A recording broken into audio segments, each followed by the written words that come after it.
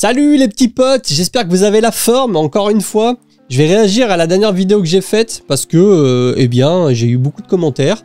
Je suis bien content, franchement la vidéo a beaucoup mieux marché que ce que je pensais pour quelque chose que j'ai fait, pas forcément à l'arrache, mais comme je te disais, j'ai fait ça plutôt tourné comme un vlog. Et aujourd'hui, ça va être un peu pareil, je te cache pas. Et on va tout simplement répondre à une question que j'ai vue en commentaire, une question de JP Prince qui me demande tout simplement que les versements sur le PEA sont plafonnés à 150 000 € et que ça serait cool une vidéo où tu fais une simulation en tenant compte de ce paramètre et en proposant d'autres alternatives d'investissement une fois le plafond atteint. C'est honnêtement une bonne idée. C'est vrai que sur le moment, j'y ai pas forcément pensé parce que, comme je te l'ai dit, moi mes vidéos, faut savoir que je les prépare pas vraiment, je ne scripte pas. Je fais ça un peu en one shot, voilà, je me mets devant la caméra, j'allume le micro et j'enregistre tout simplement ce que je suis en train de te dire. Et c'est vrai que sur le moment, j'y ai pas pensé, donc du coup, je vais faire une vidéo pour répondre à cette question. Donc, c'est vrai que sur le PEA, les apports, c'est-à-dire l'ensemble des versements que vous ferez sur le plan épargne action, sont limités à 150 000 €. Donc ça, c'est pour un PEA classique. Et pour le PEA PME, on est sur du 225 000 €. Alors, ça laisse quand même une marge de manœuvre. On va pas se mentir. 150 000 €, ça fait 150 mois à 1000 €. Donc, on a le temps de voir venir les choses. Mais malgré tout, eh bien, il faut y tenir compte parce que moi, par exemple, je fais un DCA, je vise du long terme. Qui dit long terme dit échelle de temps 20, 30, 40 ans. Et il y a forcément un moment où normalement, sauf pépin de la vie, où tu atteins le plafond. Et donc, première chose, c'est une simulation en tenant compte de ce paramètre. Bah écoute, on va aller faire ça. Donc, on va taper calculatrice d'intérêt composé. Voilà, je reprends évidemment bourse 101, la même que l'autre jour. Et admettons, on prend un versement initial de 1000 €. Après, la simulation, je te cache pas que tu peux la faire de ton côté. Mais voilà, on va la faire en ligne parce qu'on me l'a demandé, ça fait un sujet de vidéo. C'est cool, ça fait du contenu. Donc, première simulation, on part sur 500 € par mois. Donc, 1000 € de versement initial, ce qui veut dire qu'il faut globalement 150 000 € d'apport derrière, ce qui correspond à 300 mois, si mes calculs sont bons, à 500 €. Donc 300 mois, on est globalement sur 10 ans, ça fait 120 mois, donc on est sur un peu moins de 30 ans, on va dire, on est sur 27 ans. Tac. On va faire une simulation, hein. Je te cache pas que là je le fais comme ça, de brut en blanc. Calculatrice. Là on voit que les versements réguliers c'est 162 000 €, donc 27 ans c'est un peu trop. On va mettre 26 ans. Voilà, on est sur, allez, quelque chose comme 26 ans. Et donc on peut voir qu'à 9%, on se retrouve avec quasiment 600 000 € au bout de 26 ans. Avec quand même 440 000 € d'intérêt. Donc très intéressant. Si on met du coup 1000 €, du coup ça sera la moitié de la période. Donc on sera sur 13 années. Si je dis pas de conneries. Là forcément, eh bien on peut voir que on a toujours nos 156 000 € de versement régulier. Par contre sur 13 ans, forcément on a diminué la période de temps et donc on se retrouve avec quasiment 300 000 € et des intérêts à hauteur de 134 757 €. Maintenant ce qu'on peut faire, c'est la question c'était est-ce qu'on peut tenir compte tout simplement de la limite? Tout à fait. Par exemple là on va partir du principe que au bout de 13 ans on se retrouve avec 291 757 €. Donc admettons on mette 291 757 € et que par contre en versement on mette 0. puisqu'on n'a plus le droit de verser sur le PEA. Mais par contre, ce qu'il faut savoir, c'est que le plan épargne action ou le PEA PME, il continue à s'auto-créditer par rapport aux intérêts composés, même si on ne fait pas d'apport. Et justement ça qui est quand même cool. Et donc, si on part sur maintenant 20 ans, c'est-à-dire que les 13 premières années, on aura fait avec les apports un peu moins de 300 000 €. Et maintenant, on va laisser donc du coup la somme, enfin le capital global sur le PEA sans faire d'apport. Et on le laisse encore pendant 20 ans, ce qui nous fera une durée totale de 33 ans.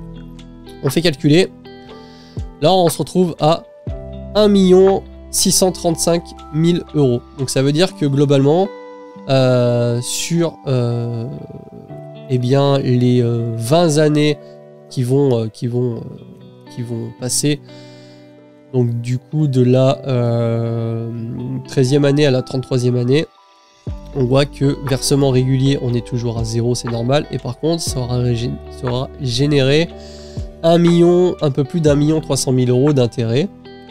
Ce qui est vraiment honorable. Hein. N'hésite pas à me dire ce que tu en penses en commentaire. Et d'ailleurs, si tu aimes bien ces formats, si tu aimes bien les vlogs, si tu aimes bien tout simplement les vidéos, si tu aimes bien cette chaîne en fait, eh bien abonne-toi, mets un pouce, ça fait toujours plaisir. Et je te remercie par avance. Donc ouais, ça fait des grosses sommes. Ça fait des grosses sommes. À savoir que c'est vrai que l'autre jour, je suis allé sur une échelle de temps de 30 ans. Mais si tu prends une échelle de temps, je sais pas, de 50 ans, là, c'est débile. On va refaire une simulation. Admettons, on a allez, 150 000 €.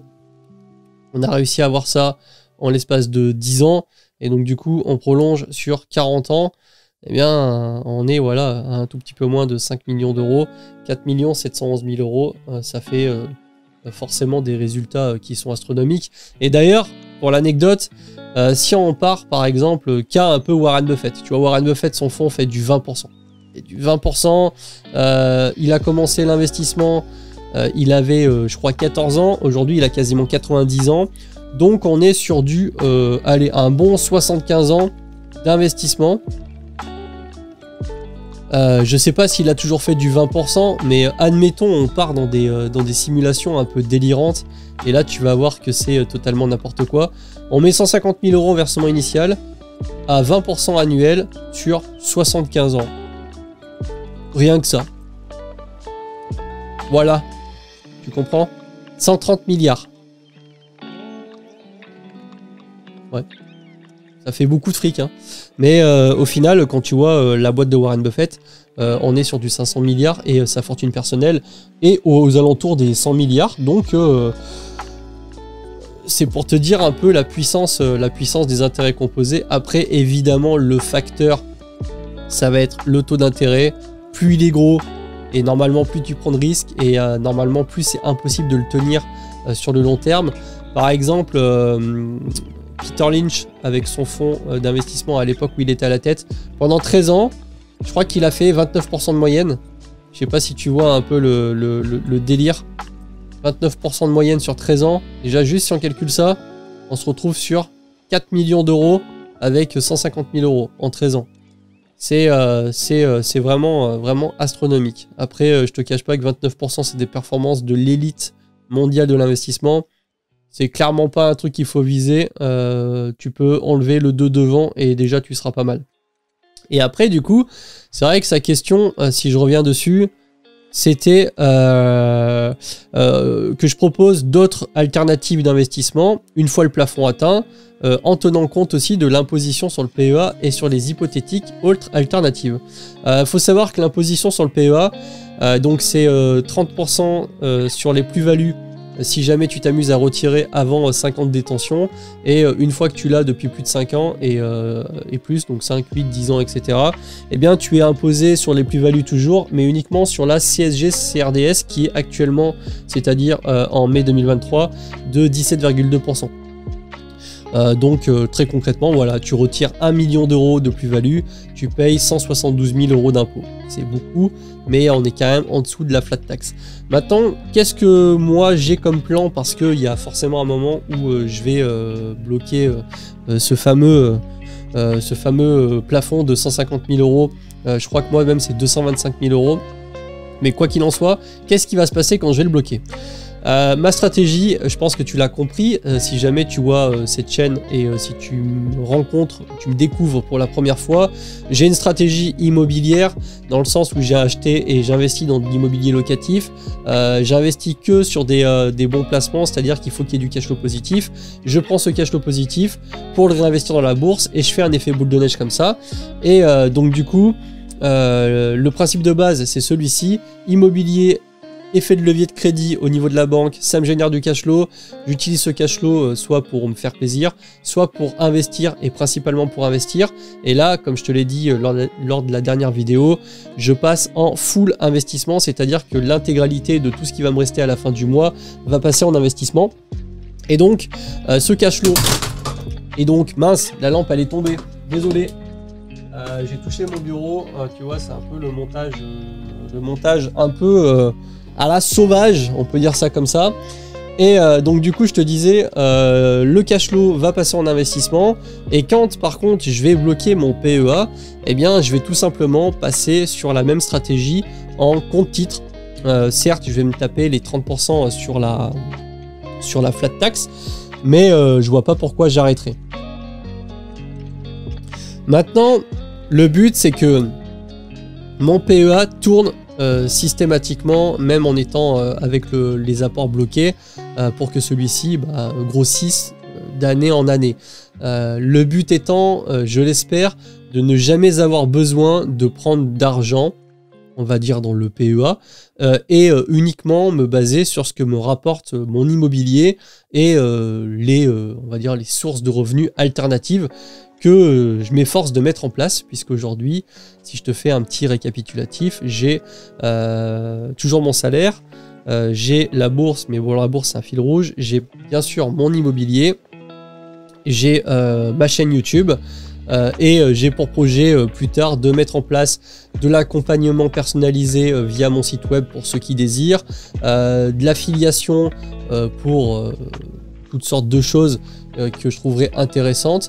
Je vais aussi proposer peut-être des masterclass sous forme de vidéos que vous pourrez trouver sur YouTube dans une section un peu privative où je proposerai un abonnement, ce genre de choses. J'ai vraiment pas mal de choses en tête, le but étant d'essayer d'apporter un maximum de valeur toujours. Il n'y a aucune obligation de payer, vous aurez toujours bien sûr du contenu et je proposerai bien sûr toujours des contenus, des vidéos sous forme de contenu gratuite, ça c'est évident. Maintenant voilà, je me dis je vais essayer d'aller dans cette optique là, de faire grossir le plus possible le patrimoine et de proposer de plus en plus de choses, de me former de plus en plus et d'apprendre de plus en plus de choses au travers des expériences que je fais sur l'investissement, que je retranscris d'ailleurs en vidéo pour vous les présenter. Vraiment c'est quelque chose que je kiffe bien. Et après tu pourrais me dire oui mais ça te sert à quoi si tu as un PEA avec 5 millions d'euros et que tu t'en sers pas, c'est quoi le but? Eh bien je te dirais que c'est quoi le but en fait d'avoir de l'argent à partir du moment où tu gagnes plus de 5 000 euros par mois? C'est quoi au final le but, tu vois? Parce que même là à l'heure actuelle je te cache pas que je suis déjà heureux, hein. Je suis très bien, je vis très bien, je fais vraiment ce que je veux, mais voilà après c'est un peu, je sais pas, je dirais pas que c'est un but de la vie parce que c'est clairement pas ça, mais quand tu commences à faire de l'investissement, c'est un peu comme un jeu vidéo, tu as des points et tu essayes de faire, en tout cas d'avoir le maximum de points, et puis c'est surtout que moi je vois le truc comme un effet de levier pour pouvoir aider les gens, pour pouvoir aider vraiment des gens qui me sont proches, à qui je tiens si jamais plus tard, voilà, on en a besoin, et puis quand on voit un peu là où va le monde, c'est vrai que vaut mieux avoir trop d'argent que pas assez, je pense. Et donc, j'aimerais aussi rajouter quelque chose par rapport à sa question d'autres alternatives d'investissement. Il y a aussi par exemple l'investissement sur des portefeuilles d'actions à dividendes qui fonctionnent plutôt bien. Après, il faut savoir sélectionner les actions. Pour l'instant, même si... on va dire que si là je devais faire un portefeuille d'actions à dividendes, bien sûr j'irais sur des grosses actions style Apple, Microsoft, Amazon, Meta, Google, LVMH, ce genre d'actions. Maintenant, c'est pas forcément dit que ce soit les meilleurs. Je vous avoue que je n'ai pas étudié trop la question des portefeuilles d'actions à dividendes, mais c'est des portefeuilles qui performent vraiment bien, et surtout ces portefeuilles ont le gros avantage de résister aux crises.